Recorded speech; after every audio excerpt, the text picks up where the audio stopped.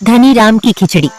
एक बार की बात है, सर्दियों की एक ठंडी सुबह सेठ रामचंद्र और उनके मंत्री धनीराम अपने बाग के किनारे टहलने निकले।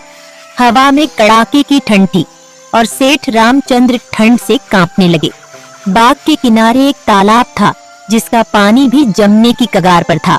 सेठ रामचंद्र ने ठंड से कांपते हुए मंत्री धनीराम से कहा, सोचो, इस ठंडे पानी में कोई कैसे खड़ा रह सकता है? क्या तुम सोच सकते हो कि कोई इंसान इस ठंडे पानी में पूरी रात बिताए?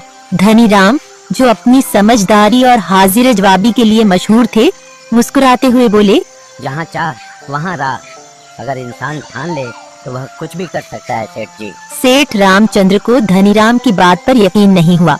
उन्होंने चुनौतीपूर्ण अंदाज में कहा, मैं नहीं मानता, लेकिन अगर कोई यह कर दिखाए तो 1000 सोने की मुद्राएं इनाम में दूंगा। सेठ रामचंद्र ने तुरंत अपनी इस घोषणा को पूरे नगर में फैलाने का आदेश दिया।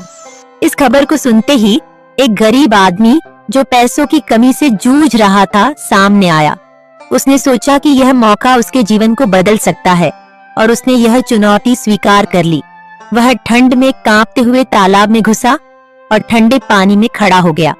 पूरी रात वह ठंड से कांपता रहा, लेकिन उसने हिम्मत नहीं हारी। पास ही किनारे पर एक दिया जल रहा था।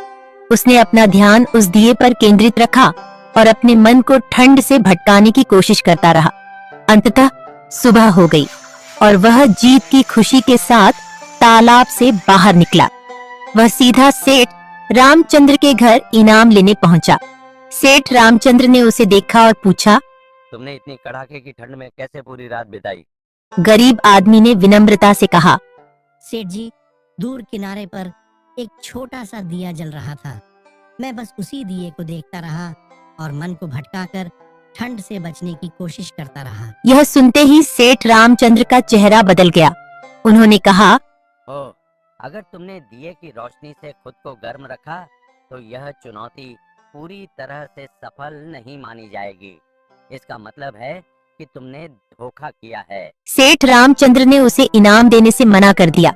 बेचारा गरीब आदमी यह सुनकर बेहद निराश हो गया। वह असहाय होकर मंत्री धनीराम के पास गया और अपनी पूरी कहानी सुनाई। उसने धनीराम से कहा, मुझे तो लगा था मैं इस चुनौती को पूरा कर लूंगा, लेकिन अब मुझे मेरा इनाम नहीं मिल रहा। धनीराम ने उसकी बात ध्यान से सुनी और उसे आश्वासन दिया, चिंता मत करो, मैं तुम्हें जरूर मिलेगा। मैं कल तुम्हारे लिए कुछ करूंगा। अगले दिन मंत्री धनीराम सेठ रामचंद्र के घर में नहीं पहुंचे। सेठ रामचंद्र को यह अजीब लगा और उन्होंने संदेशवाहक को मंत्री के घर भेजा। जब संदेशवाहक धनीराम के घर पहुंचा तो उसने देखा कि मंत्री धनीराम ने एक बर्तन को बहुत ऊंचाई पर एक धीमी आंच पर लटका रखा था और बैठे हुए खिचड़ी पका रहे थे। संदेशवाहक यह देखकर हैरान हुआ और उसने सेठ रामचंद्र को बताया। सेठ रामचंद्र खुद यह देखने धनीराम के घर पहुंचे और बोले, धनीराम, तुम क्या कर रहे हो? धनीराम ने मुस्कुराते हुए जवाब दिया, सेठ जी, खिचड़ी पका रहा हूँ। सेठ रामचंद्र ने देखा कि बर्तन आग से बहुत दूर है और उन्होंने हैरानी से कहा, इतनी दूर से यह खिचड़ी कैसे पक सकती है? धनीराम ने अपनी मुस्कान को और चौड़ा करते हुए उत्तर दिया, सेठ जी, अगर एक आदमी दूर जलते दिए की रोशनी से खुद को गर्म रख सकता है, ठंडे पानी में पूरी रात खड़ा रह सकता है, मेरी खिचड़ी भी इतनी दूर से पक ही सकती है।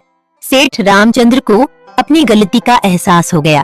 उन्होंने तुरंत उस गरीब आदमी को अपने दरबार में बुलाया और 1000 सोने की मुद्राएं इनाम में दी।